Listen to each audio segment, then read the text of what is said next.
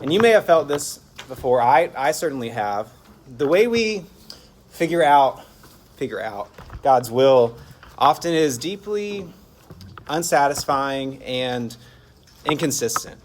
Often the way we think about God's will, it's not always helpful and it's not always aligned with God's word. And so if you actually have handouts here, I would recommend you to grab one of those because this will help you follow what we're saying. And there's some dense things that we're talking about that I hope this handout will help you kind of keep what I'm saying and what I'm not saying in line, because I don't want you to misunderstand me, because this is a pretty somewhat difficult topic, and it is difficult partially because of the way we have been accustomed to thinking about God's will in the past. So, as you're doing that, let me ask you, has anyone seen, silly question, has anyone seen a Marvel movie in this room? Raise your hand if you have seen a Marvel movie. All right, most everyone. Who has seen Loki? It's the TV show. Okay, so less people, but still some of us. Well, 5 or 6 years ago, Marvel introduced this idea of the timeline. And Marvel people, if I'm getting this wrong, I'm sorry, but don't at me. In the timeline, so this is hypothetically, this is kind of, the idea here is that this main branch is the main timeline of your life, right? And so everything that's supposed to happen in your life happens in this timeline. And these branches are new timelines that form when you make a decision that you weren't supposed to make. And so hypothetically, you could be on your normal life path that you're supposed to be on, and then you make maybe just the wrong decision about where to go to school, what job to take, who to marry, and suddenly you're in this whole different version of life. Maybe not even moral decisions, but they can kind of set you off in this way. And often I think that we think of God's will and his plan for our lives kind of like this, as if there's one main timeline, one ideal plan of God, but we can mess it up by making the wrong decision, by taking the wrong job, or marrying the wrong person, or moving to the wrong city. Suddenly we're in a life that is different from what God had originally planned for us. That's often how we think about God's will. Or we think of it like this. I saw this on Instagram a few weeks ago. We think of it as a series of paths and forks in the road, where there are tons of different versions of what life could look like, but only one is God's will. And so our job as Christians is to, in this framework and in the Marvel framework as well, is to discover the right path. We have to uncover, figure it out, what God's path is for us before we actually make a decision. And we do that and we think that because if we make the right choice, well, then we'll be in God's will, which means I'll live out my purpose and I'll be successful and happy, and God will be happy with me. If I make the wrong choice, if I take the wrong fork in the road or start this new branch of my timeline, I might miss God's will, what he had planned for me. And for the rest of my life, I might be in a life or on a path that was different from what God had originally planned for me. And this is what we call the conventional approach to God's will. And so this is the next line on your handout. And in this conventional approach, which most of us believe to some level or another, we spend a ton of time and energy trying to figure out what God's will is for our life, which path to go down. We ask God, hey, tell me what to do. Here, show me the future. Help me to know which way to go. At each decision, usually on things that are hypothetically both good options, where we could honor God on either path, we stop and ask, is this God's will for my life? And we try to figure this out in a lot of ways. We think maybe he'll give me a sign.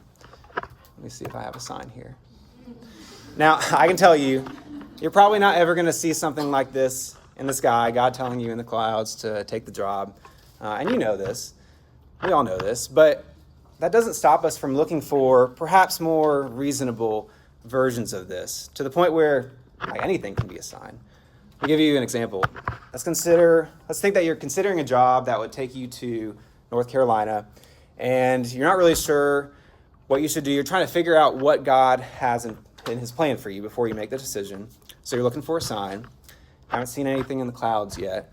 But you go to Jim and Nick's after church, something you might actually do in this setting, with your friends, and the first thing you see on the menu is this: Carolina-style pork. And you're like, maybe this is God.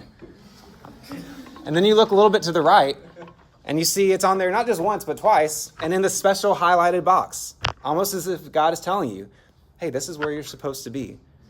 Now, you laugh, but we do this, maybe in more respectful ways, but it's just so easy to start treating random things that we see as if they are coded messages from God when we're trying to figure out God's will. Here's another way we often try to determine God's will. I'll get off of the menu there.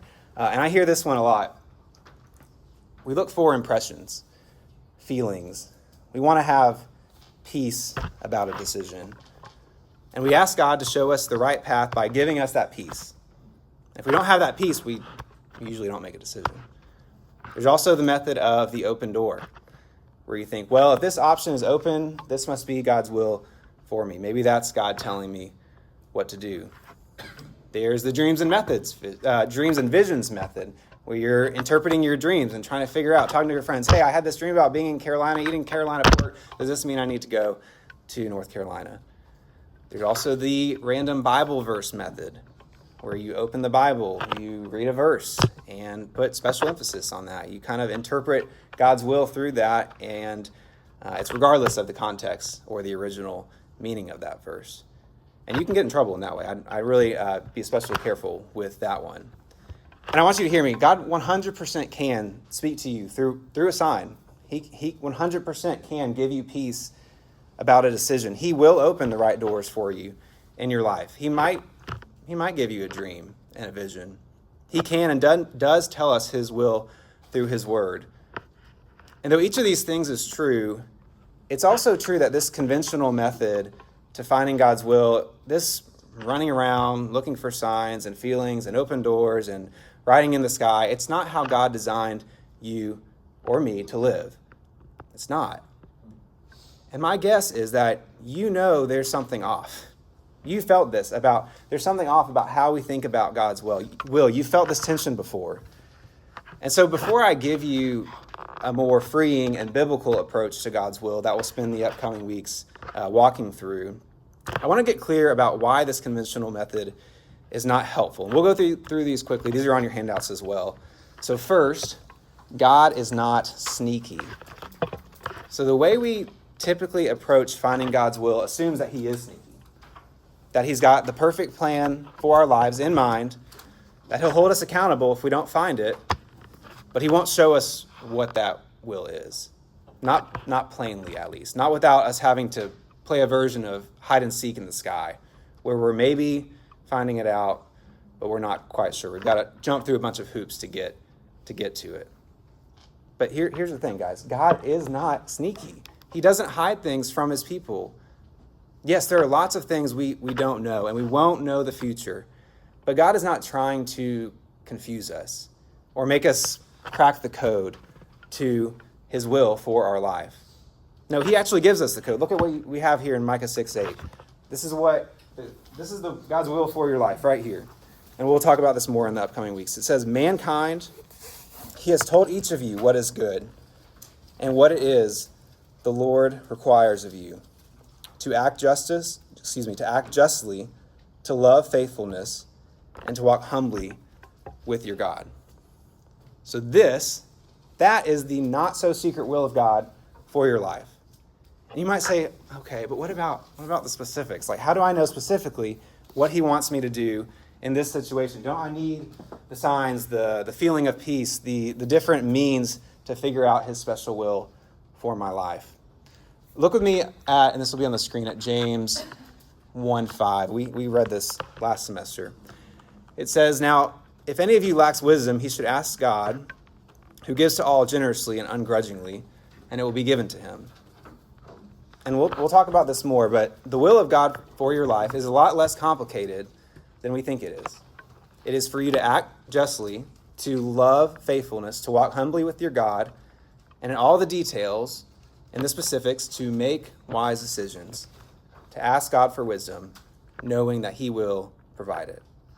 Now, there's a lot more we can talk about here, but because this version of God's will is so ingrained into each of us, we have three more things I want to hit on real quickly before we jump to tables. So second reason this conventional method of God's will is not helpful is that it preoccupies us with the future. I don't know if you've ever felt this, but I often find myself wanting to know the whole thing of my life. And I especially felt this before I was married. Like I was anxious and nervous and about the future, and I told God, I'm sure I did. I'm like, can you just give me like the cliff notes for my life, right? Like tell me how long I'll live, if I'm going to get married, whether we'll have kids or not, how many kids we'll have, where we're going to live most of the time, just the overview. I don't need the details. And I thought, man, if I just had that, I would be good. My heart would be able to settle down and I'd have some peace. And here's what that desire of my heart betrayed. It betrayed where my trust was. My trust wasn't in God. It was in a good future. It was in having a good life. Listen to what Kevin DeYoung says on this. This is the book that we're kind of going through. He says, we don't just want his word that he will be with us. We want him to show us the end from the beginning and prove to us that he can be trusted. We want to know what tomorrow will bring instead of being content with simple obedience on the journey. I don't know about you, but that has been me 100%. And it is not the way that you are designed to live. It is not the way that I'm designed to live. Listen again to, this is James later in chapter 4. It'll be on the screen. It is on the screen. He says, come now, you who say today or tomorrow, we will travel to such and such a city and spend a year there and do business and make a profit. Yet you do not know what tomorrow will bring, what your life will be like. For you are like vapor that appears for a little while, then vanishes. Instead, you should say, if the Lord wills, we will live and do this or that. Friends, we are not meant to be preoccupied with the future. And the conventional approach to God's will that we all believe a little bit of wants us and sets us up to be preoccupied with it. All right, third problem with this approach to God's will. It is subjective and undermines personal responsibility. I remember the first time I had a major question about God's will. I was 15. I got a phone call from my girlfriend at the time. You can tell us it's probably not going a good direction. And she says that we need to break up. I asked her why, and she said to me, and I quote, God doesn't want us to date anymore. And I like this girl. So I said something along the lines of, I don't think he told me that. But what could I do? Like God had revealed his will to her, and he hadn't to me, supposedly. Now that's a silly example, but it does remind us of the problem, right? Often we use God's will as an excuse to do what we want to do. And there's nothing wrong with making a decision to end a relationship or whatever else we don't want to do or take responsibility for. But clouding the things that we want to do with language of God's will is unwise and is very messy. And we see a lot of warnings about this in the Old Testament. We don't have time to look at these. But one just practical reason that this gets messy or example is that when I was a student, probably around the time I was getting broken up with, I remember our youth pastor saying that he and his wife were called by God, and it was God's will for them to go to Malawi in Africa for 2 years and be missionaries. So great. All right, they're going to Malawi. That's a great thing. But they were back in a year. And I wondered, God told you it was 2 years. So what happened? Did you misunderstand God's will? You got it wrong, I guess? If you can't hear it, how am I supposed to hear it? When we put the stamp of God's will on our decisions and plans, it is just way too messy. And unnecessarily so. That's what we do in the conventional approach to God's will, the way most of us treat God's will. All right, last reason the conventional view to God's will is unhelpful is that it is bad for your life. Here's what this approach does to us. You felt this. It makes every decision feel like a choice between life and death. Because at every fork in the road, you could make the wrong choice that could lead you on a lesser path or outside of God's will. And that is terrifying. And that fear that we have making those decisions, it makes us push off decisions, doesn't it? Often, we'd rather make no decision at all than make the wrong one. And so practically, this approach can lead to us doing a whole lot of not much. And I want you to hear me. One of the ways the enemy will love to attack you as a young person in their early to mid-20s is to get you to stay in what feels like a safe zone of not making decisions. Because in that safe zone, though you haven't gone down the wrong path, you also haven't gone down any path. And so instead of stepping out in faith and committing to a community or a friendship or a spouse or a job or a city and experiencing all the joys and blessings of obedience to God in those settings, you're in that holding pattern. And all around you, people are doing things. They're experiencing life. They're making an impact for the gospel, and you're not. You're waiting for God to tell you what to do. And odds are, in this safe zone, you're actually more anxious than you would be if you actually just made a decision. And listen, I'm not trying to throw rocks here. I struggle with this as well, but you need to hear, and I need to hear this. Listen to what God says in Ecclesiastes are the results of overanalyzing and waiting for perfect clarity on what God tells us to do. And this kind of hits me hard because I am, and you can ask Sarah Grace, I am textbook overanalyzer. This is what God says in Ecclesiastes. It says, "He who observes the wind will not sow. He who watches the clouds will not reap." To get a little context of what this is a Charles Spurgeon quote on this passage. He says, "If we keep on observing circumstances instead of trusting God, we shall be guilty of disobedience. God bids me sow. I do not sow because the wind would blow some of my seed away. God bids me reap, and I don't reap because there's a black cloud there, and before I can house the harvest, some of it may be spoiled. I might say what I like, but I am guilty of disobedience."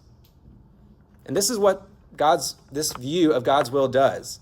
On top of everything else we've talked about today, it can even lead us to disobedience. If we're not careful on this subject, we can subject even the clear teachings of Scripture to this superstitious, murky, unclear view of God's will, and we can flat out disobey what God very clearly tells us to do in His Word. And friends, that's not good for you either. Now, we spent a lot of time talking about the conventional approach, and again, we've done that because it is so ingrained, and I can see a lot of you maybe have questions, and we are going to get to all your questions in the next few weeks, but before I kind of let your leaders handle all of this, I want to give you a more helpful approach, the definition that we're going to see from Scripture, and this is your last blank on this handout. Here we go, a more biblical approach, and here's what we have. And we'll go through this slowly over the next 4 weeks. God's will is for you to love Him with your whole heart, to obey His word, and after that, to make wise decisions and do what you want, do what you like. Now, I know that sounds a little weird, but it is such a better way to think about God's will. It is such a better way to live. And as we'll see over the next few weeks, it is the way God Himself tells us we are to think about His will. All right, that's enough for me. What we're going to do now is spend some time in discussion at your tables, about 25 minutes or so. Your leaders have some questions just to run through with y'all. And again, if you don't know each other yet, feel free to continue that part, because I know I interrupted that earlier. And then we'll close. I will close us. Well, we have an announcement at the end from our kids ministry team. They're going to share a little bit about a serving opportunity, and I'll close us with them around 10:05. So you'll have until then. All right, thanks.